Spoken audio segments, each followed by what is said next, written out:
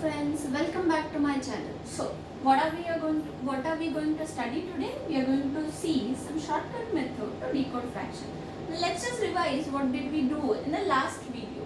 We have seen something called as reciprocal chart, and in that reciprocal chart we have seen some reciprocal values and then how we can apply it with respect to examples. So, now let's try and decode what is the percentile value of 75 by 120. Now, one way is we'll try to implement a reciprocal chart, and today we'll see one more unique method with which you can get the percentile value of this fraction in some fraction of seconds. So let's see how we can do it.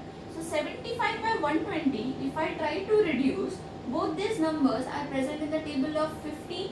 So 75, that is 5 into 15, and 120, that is 8 into 15.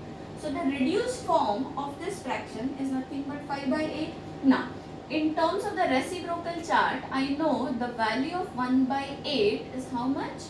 1 by 4 was 25, so 1 by 8 would be half of 25, that is 12.5%.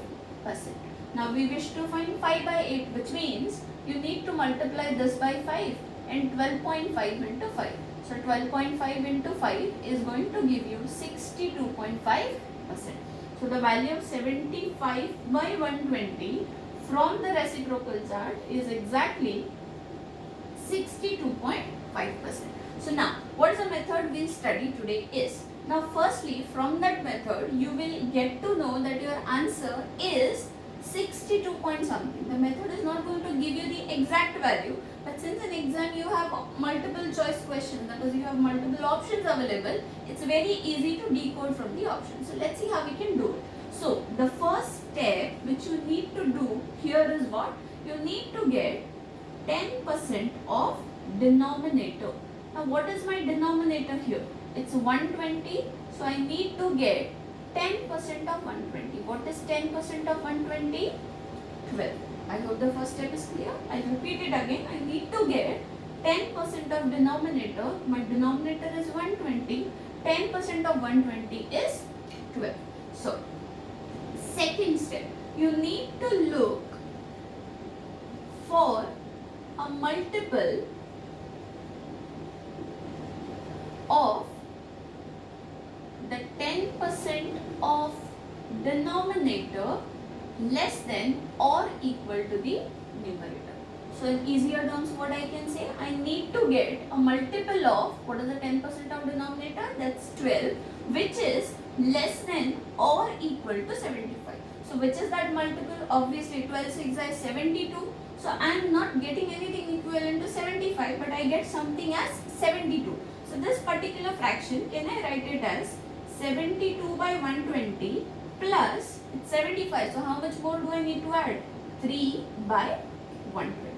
So I hope second step is clear. Now when you reach the second step, you're actually partially done with the questions. Or in many a times, if your options are, let's say, you have option like 62 point something, 63 point something, 73 point something, and let's say you have an option like 50 point something.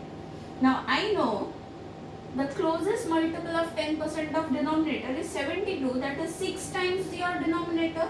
So, which means this particular fraction would be 60% of your share.